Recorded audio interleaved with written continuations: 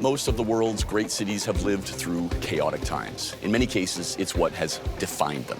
But I'm in a city, a truly global and iconic city that has seen more than its fair share of action. This is Berlin. Just think about the last century and a bit. An unstable Weimar Republic, 2 world wars, the Nazi regime, epicenter of the Cold War, divided brutally by a wall, and then came reunification.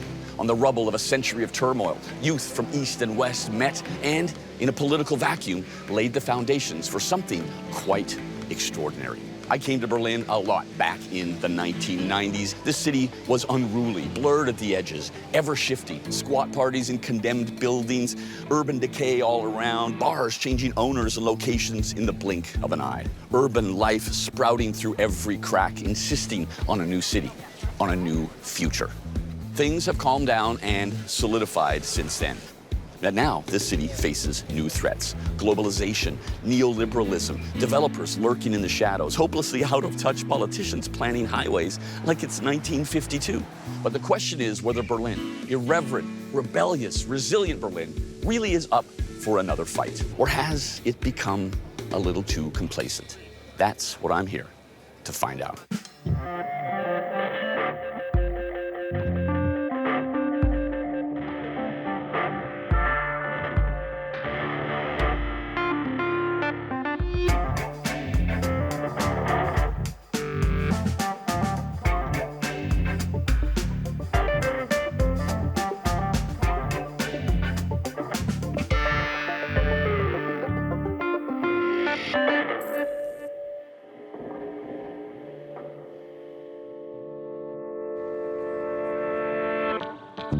Germany's capital and largest city, Berlin is a place of many contradictions.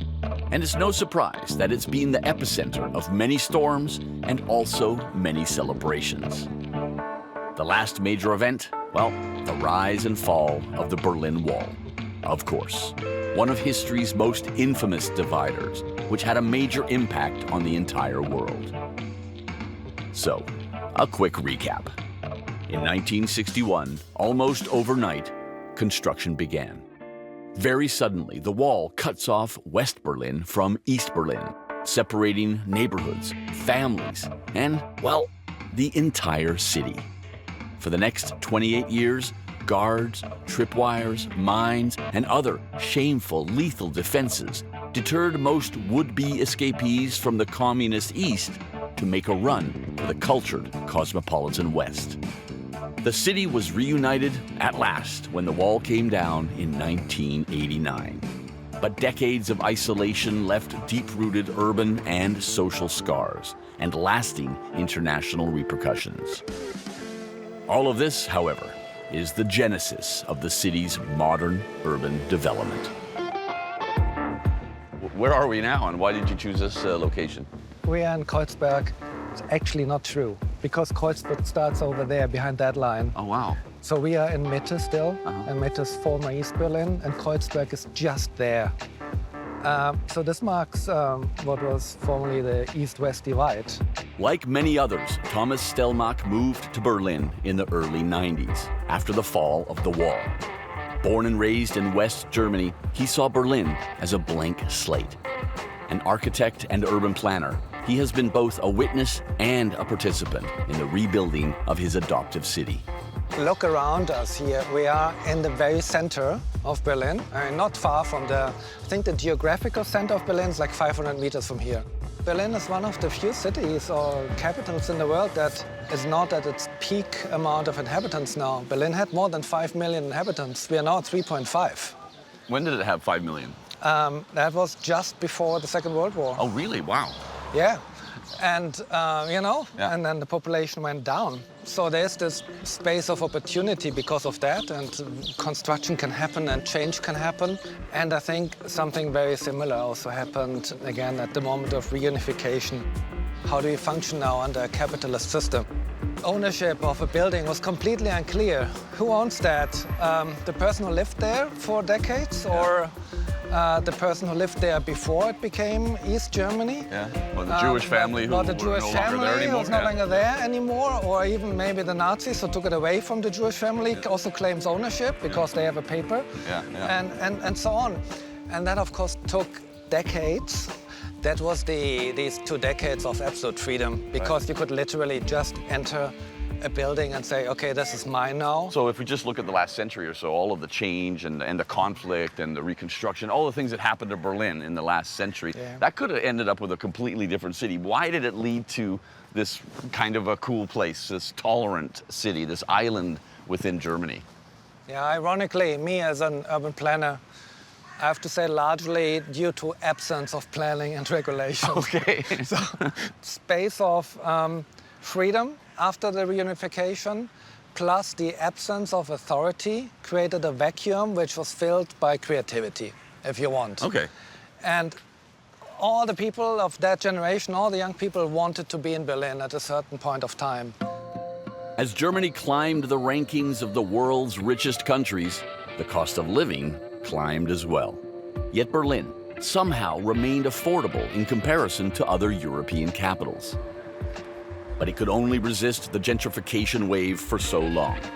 Rental prices have increased by 75% over a short period of just 10 years, forcing out the community. It's an increasingly common story around the world, yes, but it is a life-altering problem in a city where more than 2/3 of the population rents rather than owns. Of all the urban challenges cities all over the world are facing, housing is really at a crisis point. What is the situation here in Berlin? The situation is also at a breaking point. There's an incredible demand for housing. I think the housing need at the moment is at 35 to 50,000 units. And the prices have changed a lot. There are efforts from all sides, from the activists, but also from the cities, to kind of slow down the process from the city by just building more housing and hoping, okay, if there's more offer on the market, that will automatically lead to a decreased rate of increase of rents. But it's happening. So there's a lot of protest. They are frustrated, of course, but also there's an intentional effort to tag, graffiti, smash windows, just to slow down this process of raising rent prices. Oh, like this right here? Like this, yeah, to make them look not as clean, not as nice. Say, okay, this neighborhood still looks a bit dodgy. Maybe we can scare an investor or potential buyer off. It's a beautiful building, so you're saying that this graffiti and tags is, in a way, strategic, and maybe a little bit of anger? A bit of anger, but also a bit of strategy, definitely. I still think Berlin is a place of experiments, so I strongly encourage that the activists start fighting and that the city government continues to experiment, even if this one thing failed, to just explore more and more the space of possibility is what we can do about it. Are you optimistic about where you're headed with this city? Not just the people fighting for things, but generally, are you optimistic that you're going to finally realize who you are? I am optimistic, absolutely, because we cannot give up or just stop. And also, the city is ever evolving. So I also don't think that we arrive somewhere and then, oh, we did it. The city is perfect now. No, it's not going to happen. Yeah. It's a continuous process. But of course, that's what is enjoyable about it, this ever-changing experiment. So yeah, I'm optimistic. All over the city, Berliners are hard at work, creating a more life-size city. The first place to start when you want to create more space for humans is, of course, to take that space away from cars. We're going to the meeting point where the demonstration will start, which is in Treptow. It's a part in the former east of Berlin. Marie Wagner is part of the citizens group Berlin Autofrei, fighting to create a car-free zone right in the center of the city. Today, she joins like-minded allies and organizations to protest the expansion of Highway A100, which would go straight into the middle of Berlin and connect the national Autobahn network. This is definitely a topic that heats a lot of people here, I'd say. So I know people who've been protesting this 10 years ago already, so it's really like a never-ending story. Discussions about the expansion project have been going on for years. But recently, Germany's Federal Transport Ministry announced the go-ahead. Citing the need to ease inner-city traffic and connect East and West Berlin, politicians will have to face Berliners like these before any strip of asphalt can be laid down. Good luck with that.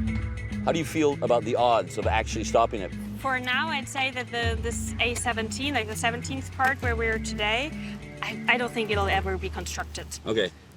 Because there is climate movements going on, and there is urban planners who say that it just doesn't make sense. Also, it takes so long because of things like privacy issues. There's people living here, right? Yeah. So they would basically have to buy from them their land and their house. Expropriate, exactly. Yeah. We kind of did it, right? I think so. So it looks like I have to put this on. Exactly. All right. I think if you just carefully carry it, yeah.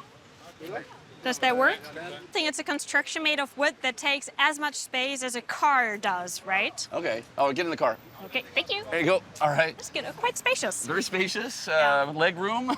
Exactly. It's about 10 square meters. Yeah.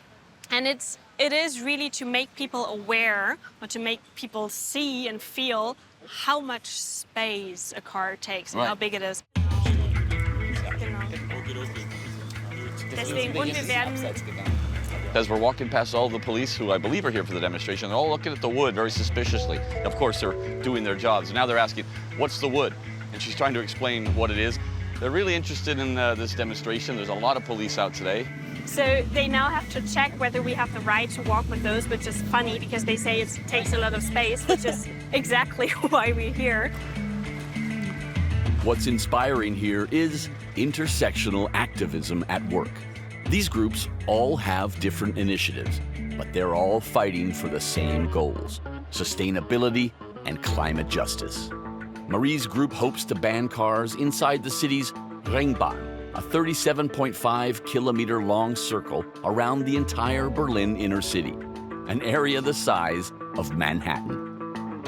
Essential traffic will still be allowed, of course, like people with mobility issues, public and emergency services, and commercial and delivery vehicles.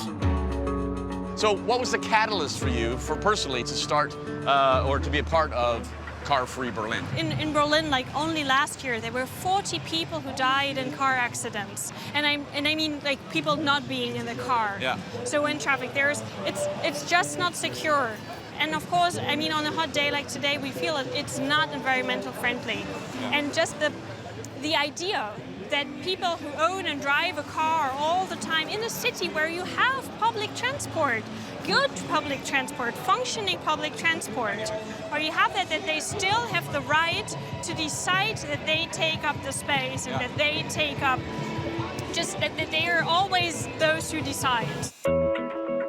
Thanks to Germany's direct democracy, Berlin Autofrei gathered enough signatures to force the government to consider their proposition, which could eventually be submitted in a public referendum. The Senate, however, considered the initiative too radical and stopped the whole process. So now activists will have to fight the decision in court. So yes, we ask for a fundamental change. Me personally, however, I find it way more radical to see how the cars take up so much space, how the cars are like hamper our children's and our everyone's security and safety. I sometimes feel that what we ask for, it feels like a radical change, but it's really something that just makes sense. In der Mitte Autobahn. So besang die Band abwärts in den 80ern das bundesdeutsche Maschinenland und fragte rhetorisch, wann bist du denn wohl abgebracht? Like, for me, it's clear that it is proportionate to ask for more safety, to ask for more environmentally friendly way of transport, and to not always put those people who use these means of transport aside. Right now in Berlin, the numbers show that the most transport that is happening in the inner part of the city is actually not by private car. So already the majority is moving differently. By food, public transport, all of that is already happening. And even though that is the vast majority, it's not what's represented in the space, and it's not what's represented also in costs, because it's more expensive to build a highway than to build a bike lane. Yeah. It's like so much money, public money flowing into that, and it doesn't represent the majority of how people like to transport and how they do transport in Berlin. Often there's two sides of a medal, but here I just don't see how it evens out. Like so many other things in life, raising awareness takes a village or an entire capital. As the fight on the streets continues, activists have been mobilizing to reclaim buildings for social purposes instead of losing them to a ruthless market. Hello, Leona. Hi, nice to meet you. Nice to meet you too. This is Alexanderplatz, the center of Berlin that the project is very much connected to. So this used to be the former Haus der Statistik, House of Statistics in the GDR. This is where really the foundation of the 5-year plans were made. They counted how many bags of potatoes did we produce, how many Trabis, like how many cars. Yeah. And the foundation of the 5-year socialist planning was made here. Leona Leinen is part of the ZKB Collective, a civil society group created to represent the citizens in the transformation of this huge abandoned building, the former Haus der Statistik, which literally means the House of Statistics. This urban renewal project is a unique collaboration between activists and several district and municipal entities. They're hoping to organize an affordable place to work, create, connect, and live for people who would typically be forced out of the city center due to affordability issues. And after the fall of the wall, the building was handed over to the Federal Republic. And they housed also a few administration uses in there. This was also the space where you as a citizen could come and see whether the Stasi, the Secret Service, had collected files on you, whether they spied on you. That was in there? That was in there as well. Everybody knows that story, That was in there as well. But in 2008, they all moved out, partly because they didn't use the spaces anymore, their job was over. But the city of Berlin was quite unsure what to do with the project. 2015, a group of artists rented a spider crane, put on hard helmets and high visibility vests, and they hung up a poster right there on the facade. It was really, really big. You could see it from far away. And it looked like an official construction poster, and it said, "Here in the center of Berlin, spaces for social affairs, art and culture will be built." And there was a website, a phone number you could call, the phone started ringing. And it was this simple artistic stunt that basically turned around the fate of the entire building and is also now leaving a big mark on what is happening at Alexanderplatz and also urban development policy in general in Berlin. To me, art is at the core when it comes to creating a vibrant, diverse, and open and incomplete city. And for me, it's not only about creating studios, it's also more about creating spaces where people from different backgrounds, different stories, but also people who have maybe, different stories can meet and interact. This is really what, for me, makes a vibrant city. Ultimately, this huge chunk of Berlin will welcome different organizations, groups, municipal offices, and social housing.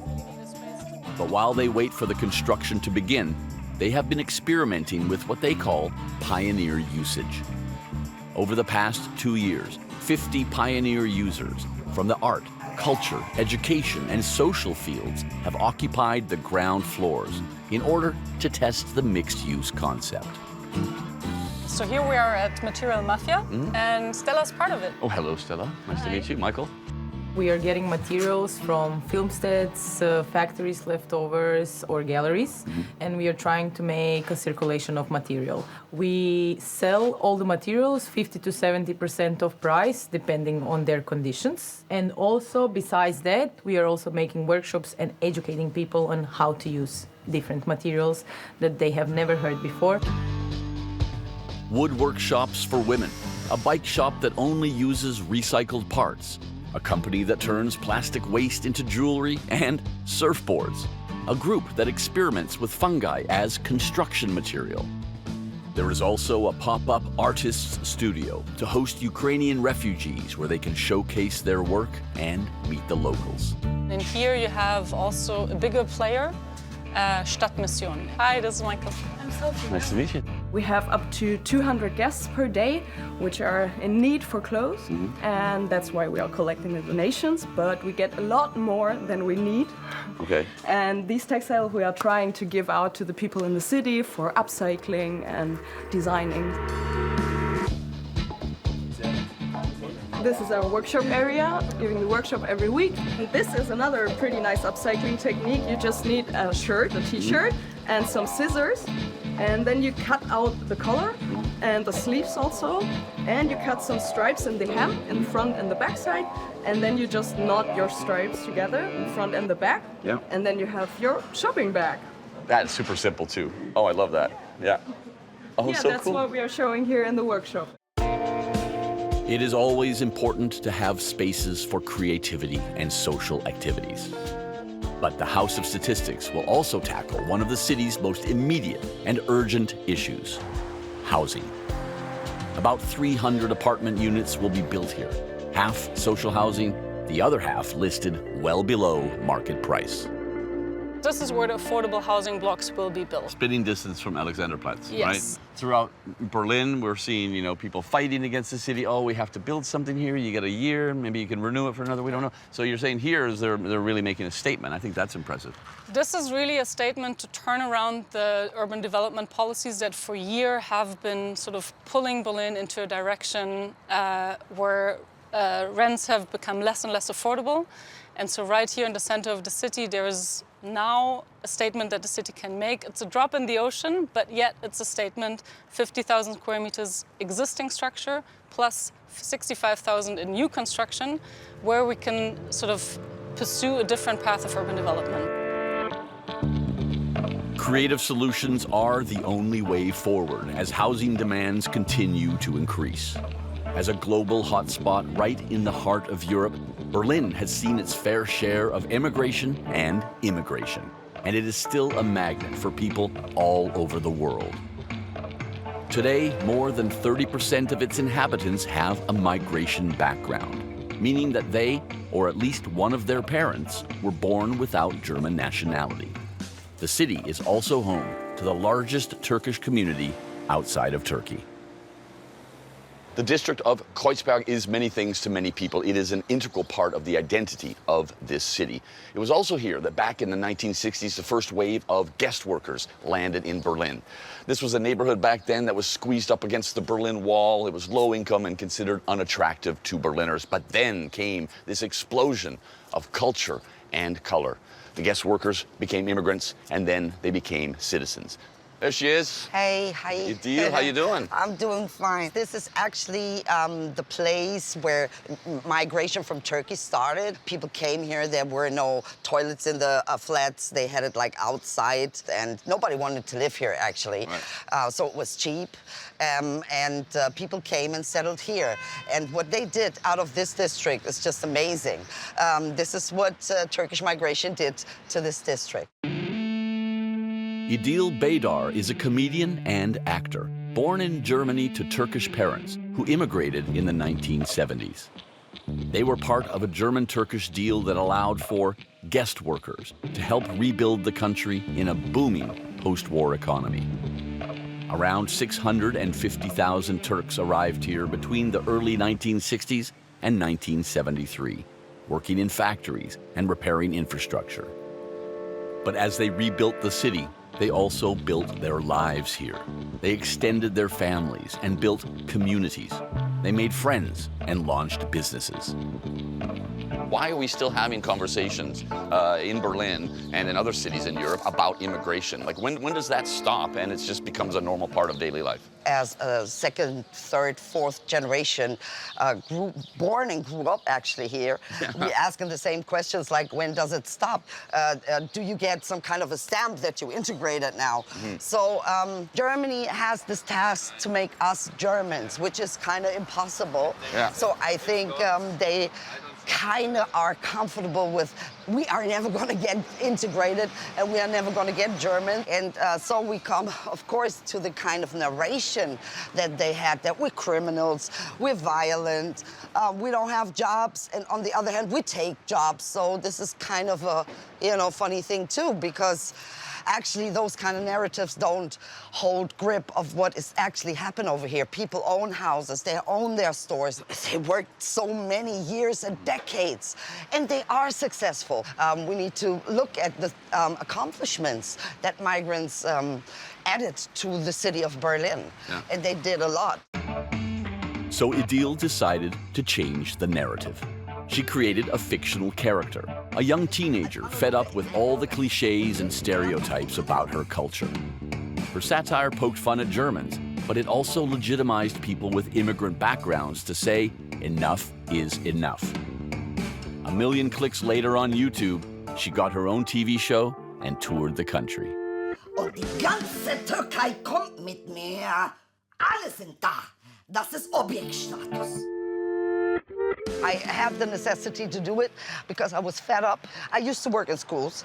How can I tell young people, have a good self-confident picture of yourself when they live in an environment which permanently say you bad, you this, you that, you criminal, your parents not worth anything? How can they develop a beautiful self-concept? Of course, this was kind of a revolution in myself, but also became something in society. What kind of catalyst was this character and your work on the discussion? I mean, was there a rise in immigrant comedians? I mean, you know, do you feel like it's bigger and better now? There's Absolutely. more people talking it? Totally, totally. The diversity just became so much more.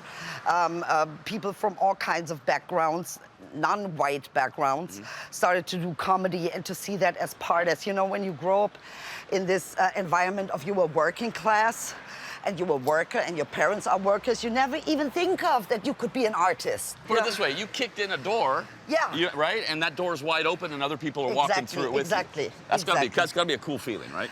That is a cool feeling. Until taxes come. Okay.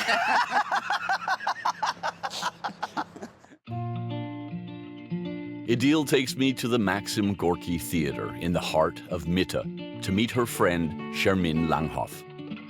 Langhoff is a renowned and respected figure of Germany's cultural scene. With a background in the arts, theater, publishing, television, and film, she's now the artistic director here, determined to bring a more diverse and inclusive Berlin to the stage. It was so much about like putting the migrants always in a corner, folkloristic, with their culture, practices, and their nice food and their nice... So it was kind of a self-empowerment to say, you know what, so we call ourselves, we define what our multiple identities are. So it's not a migrants that show off, but it's post-migrant society, because I mean, you know, Berlin, it's existing like it is because of migration. I think it's in the dialectics or in the diversity that that the cities allow us, and it's a possibility. It's an and I think everybody knows it now, because in all German-speaking theaters now it's kind of, you can't have an ensemble only with blonde people with blue eyes. So it's really a need that we formulated through our work. This is a very high-class area, actually. It's not the typical area where you want to put the migrants to. You know, so to break out of this narrative, to break out of Kreuzberg, to come into this place, it's just, it's a revolution in itself, which is so necessary for the next generations coming up, because they see her, they see me, and they are able to dream, to participate. It's not only migrants we address in. So even Germans need to have a new vision. They need that vision desperately. So they don't have this kind of, okay, we put migrants there, we are living here, and they never play here. They don't, so they can get rid of it. So it's not only important for us or our next generations, it's important for the whole of the society. Theater has long been used as a medium to change the way people think about social issues. Bring it to the streets, and it can also be an incredible tool for urban change. Here in Mehringplatz, never-ending construction and other challenges, such as lack of public space and social services, have kept this neighborhood in stagnation for decades. This unique theater company is trying to change that. Yes, hello, nice to meet you. Hello, nice to meet you.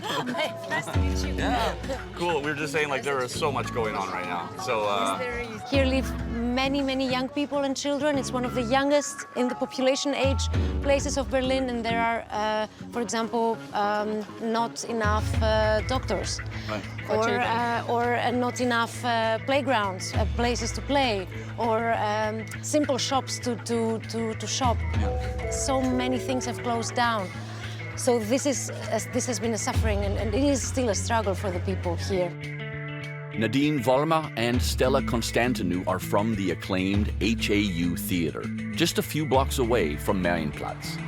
They wanted to find a way to make art more accessible and to create a connection between artists and community. And so they created the street festival Berlin Stays, bringing all kinds of local organizations, artists, and citizens together. For 3 weeks every summer, they curate events and projects that resonate with the daily lives of the people and with their real concerns.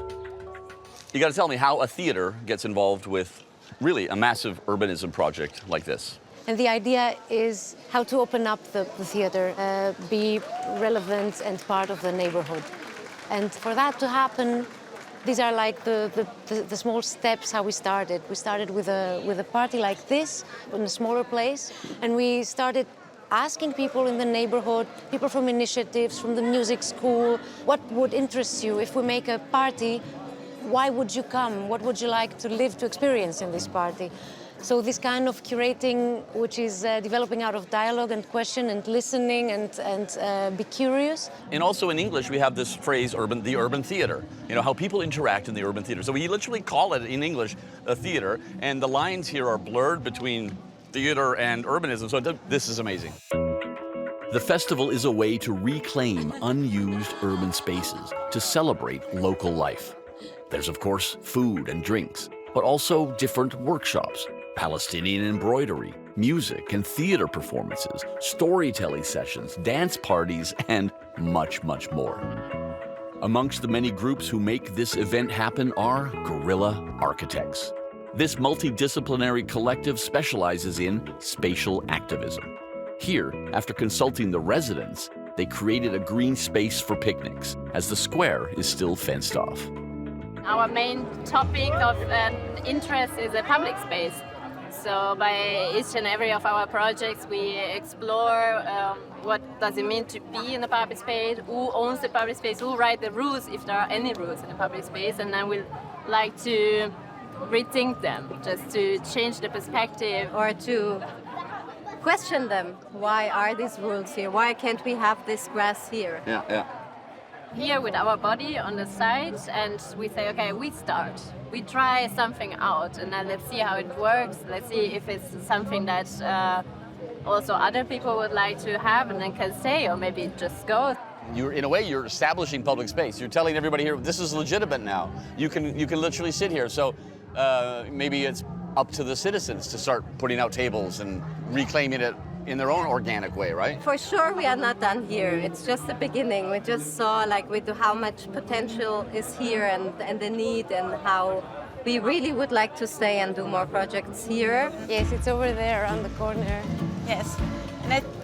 Hello. Yes, this is the station. Cool. All right. Hey.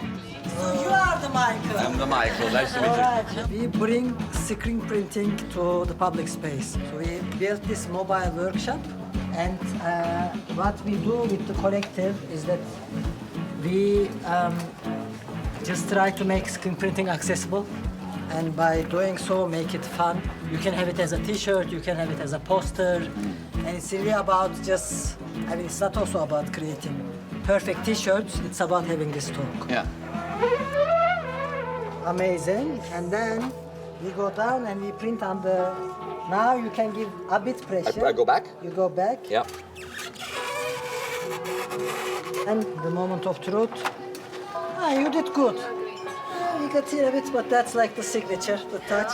It's good. Right. Organic. It's organic, yes. Okay, so an amazing experience on Marienplatz in this neighborhood, and seeing all the work that you guys are doing, but also what everybody else is doing, this beehive of activity. What are your plans for the further development of your brilliant idea? It's a good question, of course, for an institution that is working in a production logic and it is not used to work in processes. And so we really have to find now the tools to stretch it over time and to make it longer lasting. Yeah.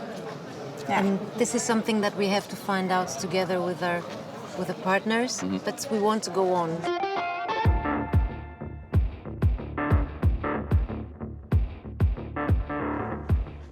Personally, I've always had the impression that Berlin is a city that is greener than most. Loads of parks and tree-lined streets that really jump out at you when you look at a map of the city. But a massive part of the identity of Berlin are all of the spontaneous parks, the accidental green spaces that have been allowed to flourish. The most famous of which is Teufelsberg, a 120-meter-high mountain that is essentially the rubble from Berlin from the Second World War. It took 20 years to pile up all of the broken homes and shattered buildings, and then nature was allowed to take its course. Or here in Südgelände, a rail yard abandoned back in the 1950s and just left to its own biodiverse devices, trees sprouting up amongst all the old rail tracks. It was only made into an official park back in 1999, a nature park, 1.7 kilometers long, and is a showcase for urban biodiversity in Berlin. But we can't forget all of the bits and pieces that you maybe don't notice at first glance, all the strips and slices of green along the streets or in the narrow gaps between buildings, all contributing to this very green city that is Berlin. And most importantly, taken care of and cherished by the citizens. Even though Berlin is a very green city, it certainly can't take things for granted. Climate change has brought rising temperatures and even droughts, creating countless challenges. From 2015 to 2020, nearly 8,000 trees were lost in this city due to a host of different circumstances. This is yet another friendly reminder that urban green spaces are fragile. They need feeding and nurturing. And luckily, there is an app for that. Hello. Hello. How you doing?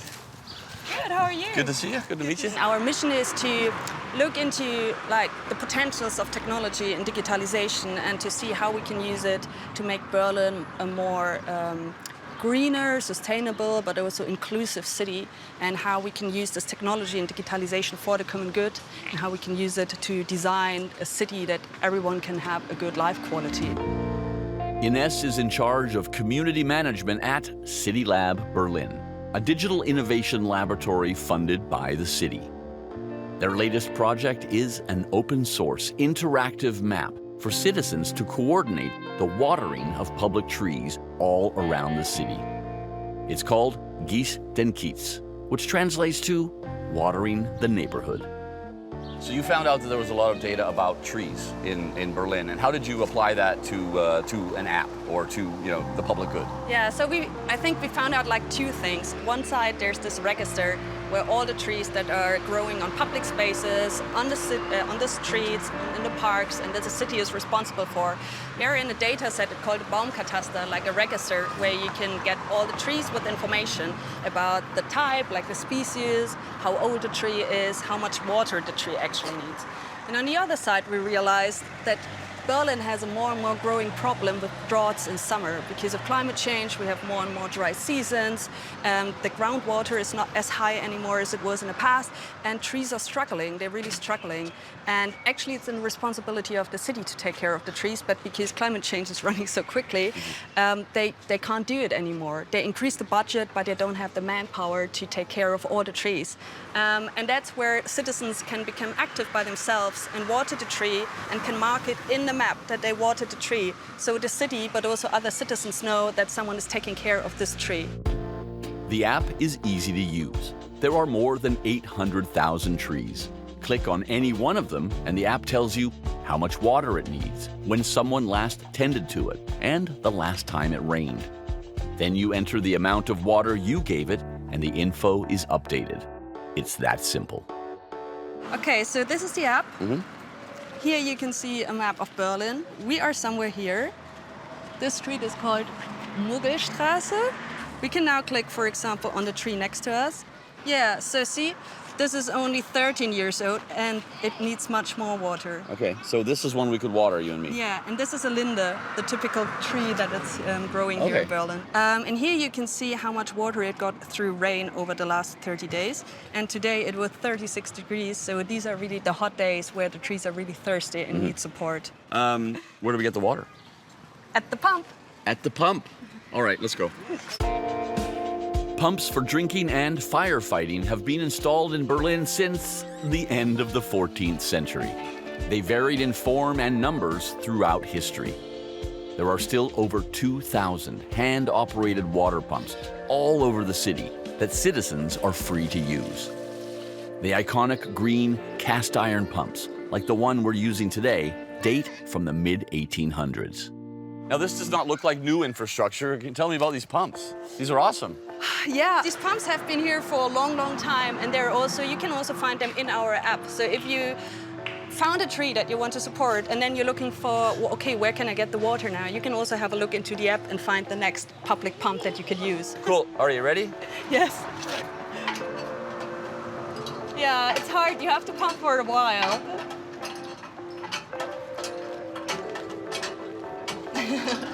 Oh, I did this before. It came out in 2 goes. There. Oh, now it's coming, now it's coming. And then it's easy, right?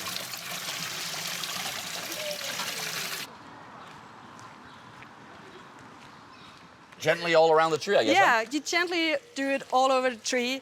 And it's better to do it once in a while and give them a lot of water than do it like more frequently with less water. I mean, during the hot days, both is fine.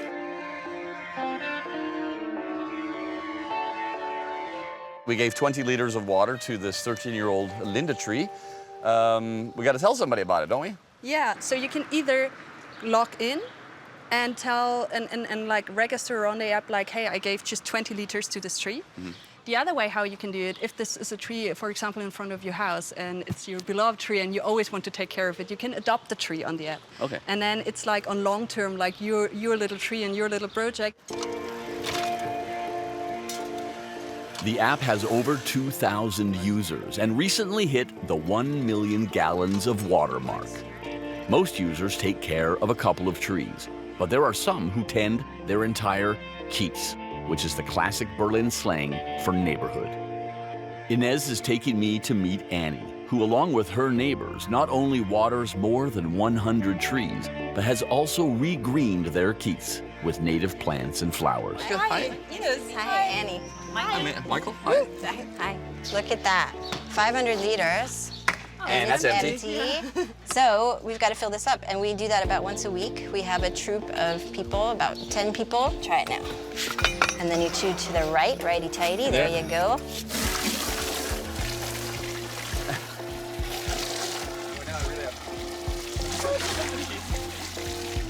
All right, I'm going to grab this one. All right. What kind of effects have you seen because of this program on the neighborhood, not only with biodiversity and the greening and the cooling effect of plants, but like just generally maybe on the kiez, on the neighborhood? There's a real visual aspect. I mean, you can really tell when you leave the kiez because it's just so much more gray. Like all the gardens just sort of fall away. Not all of them, but I'm really proud when I walk into our neighborhood and I see there are the garden. This has brought some sort of light, especially for kids. I don't know, I feel like just the ability to do something good really brings people together. This is like a passionate project by citizens to improve the quality of life and, you know, the urban greenery in your neighborhood. But it's really like, hello, city, this is your job. Why are we doing it, right? Exactly. Yeah, okay. Exactly. And I think it's also a way to put pressure, to show that the interest and the will and, you know, we are doing this in our free time and really working hard because it's that important to us. So, of course, at some point, and everyone asks, why isn't the city doing it? Why isn't the city doing it? So at some point, the city has to do it, and I think they are starting to hopefully feel that. A lot of Berlin's identity comes from this DIY attitude. People here don't wait around hoping for change. They organize, they protest, they initiate, and they act. It's how the city became the club capital of the world back in the day, when techno parties and bars sprung up wherever the opportunity presented itself. This culture of freedom combined with affordability created a truly unique party town. But globalization, with its capitalist ideology, is ever present. And it is a threat to Berlin's particular cultural scene. We thought, okay, if the city sells the land to the highest bidder, we all know what's going to happen. Just the same thing that happens anywhere else in the world, the same boring offices. Why not try to protect what the culture that has grown here for 20 years and that really attracts people and that really is unique and that we think is worth protecting, right? And so we came up with an alternative idea of turning this whole 12,000 square meter plot of land into, I'd say, like, yeah, a creative village. And that is exactly what they did. Konstantin Krex, spokesperson for Holzmarkt, was a former bartender and manager at what used to stand right here, Bar 25, a legendary club famous around the world. It closed its doors in 2010 and was supposed to be taken over by a holding company, but problems between the investors caused the deal to fall through. The founders of Bar 25 jumped at the chance and convinced Abendroth, a Swiss pension fund, to buy the land and lease it back to them at a fair price. With a bit of luck, a touch of help, and a whole lot of creativity, Holzmarkt was born. One of the key ideas in the whole development of Holzmarkt was to say, okay, we want this place to be open to the public for actually 24/7, if we can make that possible, and then have as much green space. So how much thought was put into the planning of it as a village, and how much was following the people's lead? Probably 50-50, even though, of course, I mean, when we started with the idea, you have to come up with a plan. You need to convince a Swiss pension fund. You want to see some drawings or something? They want to see something. So, of course, we came up with a plan. But then on the other side, we're coming from a culture where you had no money but a lot of time. Right, okay. But this approach also creates the flexibility to change something that maybe wasn't Absolutely, working. and this is what happened during the time that we developed here. We changed our plans constantly. Yeah. We're still doing it, yeah. Which is, it costs a lot of work, costs a lot of money. But on the other hand, I think it also is kind of like the DNA of the place and the DNA of the culture that we're coming from. In this rather unusual but remarkable deal, they've secured a long-term lease and lots of freedom to realize their vision of a low-density, inclusive, and creative place. It's a hub that houses small shops, a bakery, restaurants, a bar, performance spaces, artists' studios, a daycare, and yes, because this is Berlin, a club. But most importantly, it offers unrestricted public access to the riverbank. Waterfront real estate, like anywhere in the world, is in great demand, sought after by private developers. So having this access is a massive win for Holzmarkt. All of this is what we built. Yeah. This place was an empty plot of wasteland when we took it over. We needed to have a concept that is also economically sustainable in terms of paying the leasehold to the pension fund who bought it and believed in our idea. But I mean, what are they doing? They're trying to make profits for the pensioners, which is okay. Yeah. And that's why I would never say we're like some people, you know, like perceive us as the anti-capitalist, anti-gentrification space or I don't know what. And we're definitely not. Yeah.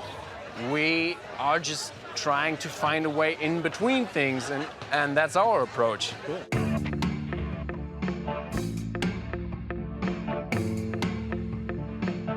Do you feel that this kind of space has an importance that resonates in the rest of Berlin?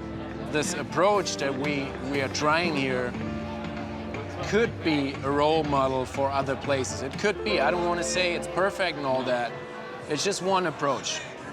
And then also I get the feeling when we have a lot of people visiting from all over the world, and if I tour them around and I talk about our history, I get the sense that for a lot of people, these stories don't even exist. Like in their universe, you can't develop a space that big in the heart of a city, which is prime real estate, you can't develop it that way. It just doesn't even exist in the mindset.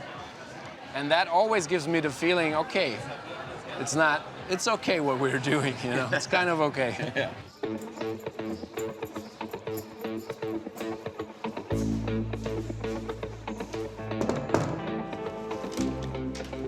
Hey, you're Max? Hey, Michael. Nice to meet you. And you, thanks. Also with the districts inside? Yeah, with something, you know, like look, I got all this going on, like all these different cities, right? Yeah, so yeah.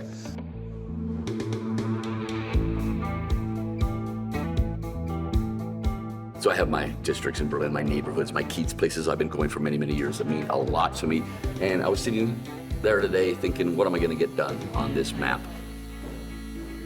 Mitte, that place that I've been going since the 90s, that one area, but I went, nah. Just give me all of it, the whole city in all its beauty and diversity, Berlin.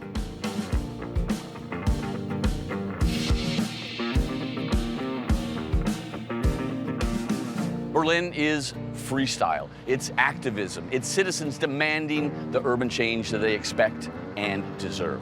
I've seen that in every city I've filmed in, and that is important and good. But what I've learned here in Berlin is that enabling citizens with policies that encourage people to participate and bring new ideas to the urban table is truly the way forward for our cities. Way more than most cities I've visited, Berlin is a role model for change. If not the policies, which are often difficult to implement in other places because of the politicians we're often stuck with, then the desire, the empowerment, the will, citizens firmly in control of the future of their city. But what you've seen is truly the greatest collective urban effort in modern history. And I mean that quite seriously. Berliners have shown us the way. Let's follow. Because these cities were made for us. Let's take them back and make them truly ours.